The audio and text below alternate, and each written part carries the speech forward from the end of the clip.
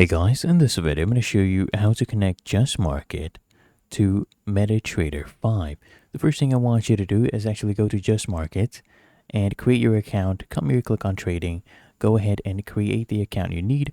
I went with the standard account. Just come here, click on register, and you'll actually get an email with your account login information. This is the user ID, and you will be using your main trading password, and this is your server.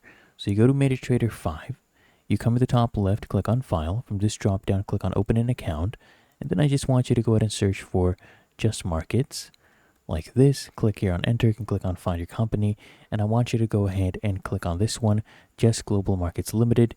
This one says Just Markets without the CY. Make sure you use this one. Click here on Next, and then I want you to just go ahead and click here on Connect with an existing trade account. Go ahead and enter your login ID. So just copy paste that, enter your password that you had used to sign up to Just Markets. We have entered that, and then you just go ahead and use this server. So this is the server we need to use live right here. So go ahead and pick that, and then you just go ahead and click here on finish. All right, as you can see, I just got connected right there.